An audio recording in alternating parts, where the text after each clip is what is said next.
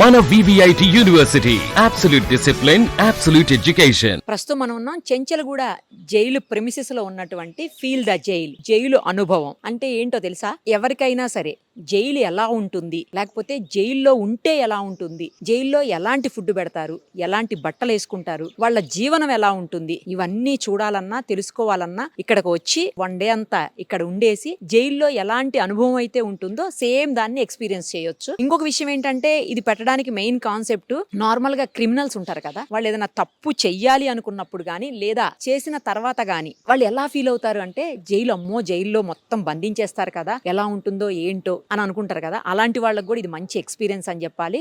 ఇంకొకటి, ఎవరికైనా సరే ఆ ఆలోచన అంటే తప్పు చేయాలన్న ఆలోచన కానీ లేదు అంటే క్రైమ్ చేయాలన్న ఆలోచన కానీ మైండ్లోకి వస్తే ఒక్కసారి ఈ జైల్ని విజిట్ చేస్తే మొత్తం అమ్మో ఇంత భయంకరంగా ఉంటుందా జైలు అని చెప్పి అర్థమయ్యి ఇంకా ఏ తప్పు చేయకుండా తగ్గించుకునే అవకాశం ఉంటుంది. అంటే అలా చేయకూడదు అని చెప్పి వాళ్ళు తగ్గిపోయేటువంటి అవకాశం ఉంటుంది. ఇప్పుడు ఆ ఫీల్ ద జైలు మనం కూడా చూద్దాము, ఒకసారి లోపలికి వెళ్దాం రండి. ఇదిగో ఫస్ట్ బయటే ఉంది చూడండి, ఫీల్ ద జైలు అనుభవం చెంచలగూడ అని చెప్పి ఉంటుంది.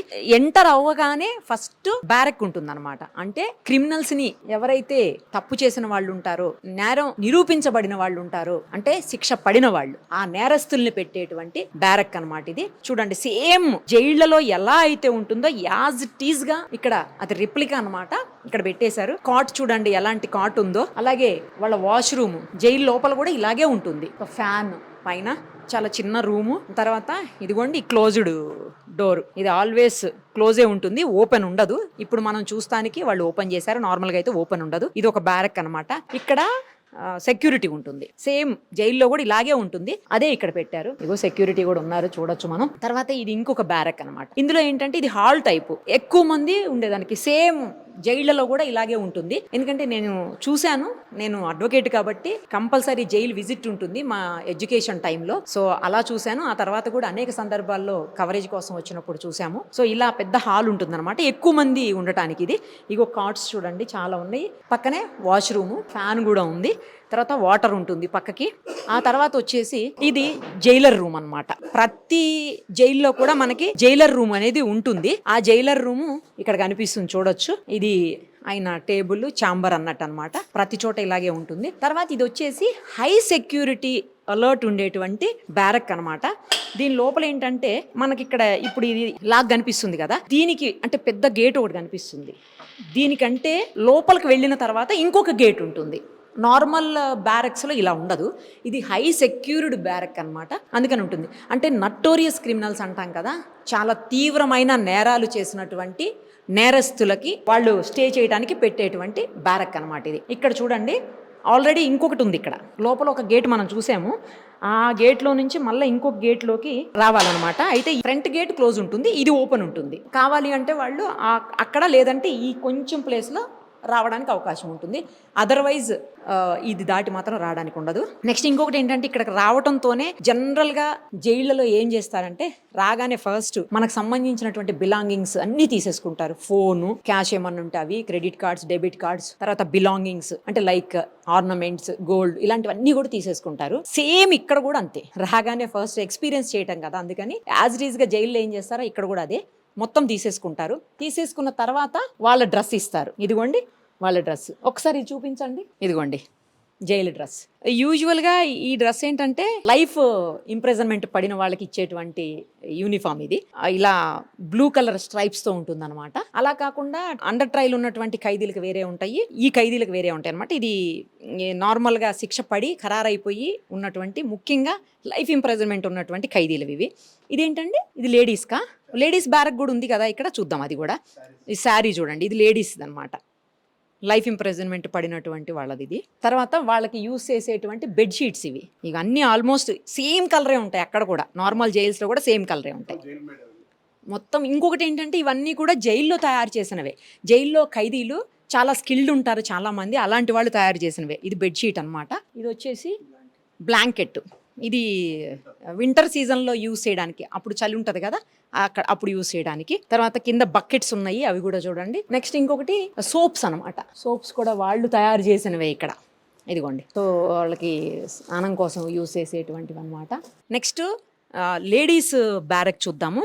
అలాగే పక్కకి కొన్ని స్కిల్డ్ ఐటమ్స్ పెట్టేసి అది కూడా సపరేట్గా ఉంది, అది కూడా చూద్దాం పదండి. లేడీస్ది ఒకసారి ఓపెన్ చేయించి ఇది కూడా చూద్దాం. ఆల్మోస్ట్ అన్ని బ్యారక్స్ ఒకేలా ఉంటాయి, మేలు ఫీమేల్ అనే ఏం తేడా ఉండదులే కానీ సేమ్ ఉంటాయి.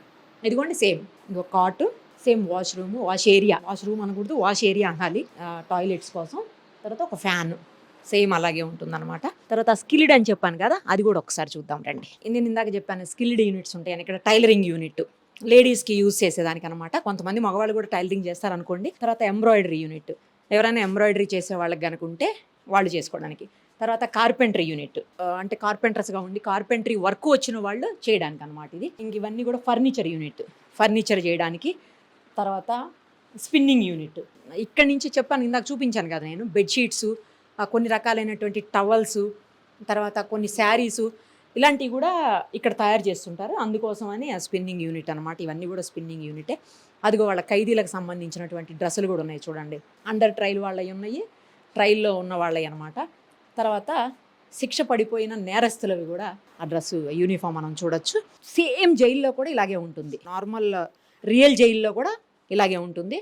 తర్వాత పక్కకి వాటర్ ఉంది, అది కూడా చూద్దాం రండి. ఇంకా డే టైంలో ఖైదీలను బయటికి వదిలినప్పుడు వాళ్ళు స్నానం చేయడానికి వాటర్ యూస్ చేసుకుని, బ్రష్ చేయడానికి, అలాంటి వాటికి, ఫేస్ వాష్ చేసుకోవడానికి, అలాంటి వాటికి యూస్ చేయడానికి అనమాట. ఇది వాటర్ ట్యాంక్ లాగా ఉంటుంది, అది కూడా పెట్టుంచారు. తర్వాత ఇంకొకటి గార్డెన్ కూడా పెట్టారు చూడండి. ఇక్కడ రియల్గా జైళ్ళలో కూడా ఇలాగే గార్డెన్ ఉంటుంది. ఆ గార్డెన్ కూడా ఇక్కడ same replica, same as it is గా పెట్టేశారు. తర్వాత ఇంకొకటి ఇక్కడ చూడండి, సెక్యూరిటీ. జైళ్లలో కూడా సేమ్ ఇలాగే సెక్యూరిటీ ఉంటుంది. ఫ్రంట్ మనం వెళ్లే ముందే ఆ సెక్యూరిటీని దాటుకునే లోపలికి వెళ్ళాలన్నమాట. సో అది కూడా పెట్టారు చూడండి. అంటే ఇంకా నేను ఇందాకే చెప్పాను కదా, యాజ్ ఇట్ ఈస్ గా జైల్లో ఎలా అయితే ఉంటుందో సేమ్ అదే మనం ఇక్కడ చూస్తున్నాము. బిల్డింగ్ మీకు కనిపిస్తుంది చూడండి, 1912లో కట్టినటువంటి బిల్డింగ్ అన్నమాట అది. అంటే చాలా ఇయర్స్ బ్యాక్. ఎంత స్ట్రాంగ్ ఉందో చూడండి. అప్పట్లో కన్స్ట్రక్షన్స్ మేబీ ఇలాగే ఉండేవేమో. ఇంకా పక్కకే మీకు జైలు, మెయిన్ జైలు అంటే మెయిన్ చెంచల్గూడ జైలుకి సంబంధించినటువంటి వాల్స్ కనిపిస్తున్నాయి చూడండి. ఎంత ఎక్కువ హైట్ ఉన్నాయో మీకు వాల్స్ కూడా కనిపిస్తున్నాయి, అబ్జర్వ్ చేయండి. నెక్స్ట్ ఇక్కడ ఉండాలి అంటే ఫీల్ ద జైలుకి ఎవరన్నా విజిట్ చేయాలి అంటే రోజు అయితే, అంటే మొత్తం ఫుల్ డే ఉంటేనేమో 2000 రూపీస్. ఒకవేళ హాఫ్ డే అంటే 12 hours ఉండాలంటే మాత్రం 1000 రూపీస్ అనమాట. అలాగే పక్కకి మ్యూజియం కూడా ఉంది, అది జస్ట్ 20 రూపీసే. ఆ మ్యూజియం కూడా కంపల్సరీ విజిట్ చేయాల్సిన అవసరం ఉంది. అది ప్రస్తుతానికి అలో చేయట్లేదు మీడియా వాళ్ళని, జస్ట్ వచ్చిన వాళ్ళు డైరెక్ట్గా చూడొచ్చు అనమాట. చిన్నపిల్లలకి అయితే 10 రూపీసే.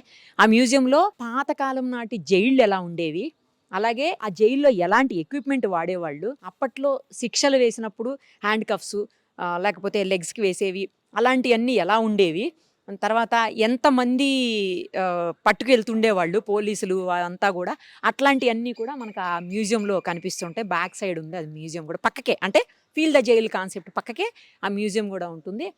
కంపల్సరీ వచ్చినప్పుడు అది కూడా విజిట్ చేయాలి. తర్వాత ఇక్కడికి వచ్చిన వాళ్ళకి ఫుడ్ అంటే ఒక రోజంతా ఉండాలి అని పేమెంట్ చేసి వస్తారు కదా, లేదంటే కొన్ని గంటలు కూడా ఉండి వెళ్ళిపోవచ్చు, అది మన ఇష్టం. అలాంటి వాళ్ళకి ఇక్కడ ఫుడ్ కూడా వాళ్ళే అరేంజ్ చేస్తారు. బ్రేక్ఫాస్ట్, ఫుడ్ అన్ని కూడా వాళ్ళే అరేంజ్ చేస్తారు, లంచ్, డిన్నర్ కూడా. అవన్నీ కూడా పక్కనే చెంచల్గూడ, ఇది చెంచల్గూడ ప్రిన్సెసే కాబట్టి చెంచల్గూడ జైల్లో నుంచి ఆ ఫుడ్ తీసుకొని వచ్చి ఇక్కడ పెడతారనమాట. ఆ ఫుడ్ ఇక్కడే తయారవుతుంది చెంచల్గూడ జైల్లో. సేమ్ ఫుడ్ ఇక్కడ ఉన్న వాళ్ళకి కూడా పెడతారంట.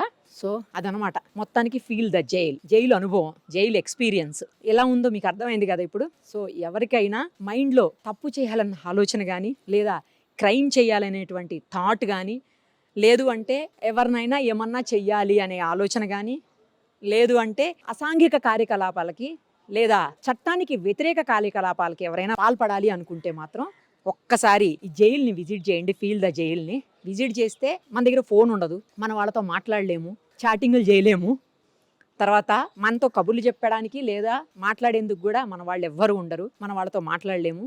ఇంకొకటి, మనం ఏ ఫుడ్ కావాలనుకుంటే ఆ ఫుడ్ తినడానికి ఉండదు. తర్వాత స్వేచ్ఛగా ఉండటానికి ఏమీ ఉండదు, అన్నీ రిస్ట్రిక్టెడ్గా వాళ్ళు ఎలా చెప్పారో, వాళ్ళు ఎలా ఉండమన్నారో, వాళ్ళు ఏమి ఇచ్చారో వాటితో అడ్జస్ట్ అవుతూ ఇక్కడ ఉండాలి. సో ఎవరికన్నా అంటే అలాంటి బ్యాడ్ థాట్స్ ఉంటే చాలా తక్కువ అమౌంటే కాబట్టి ఒకసారి విజిట్ చేస్తే మీకు లైఫ్లో తప్పు చేయాలన్న ఆలోచనే రాదు.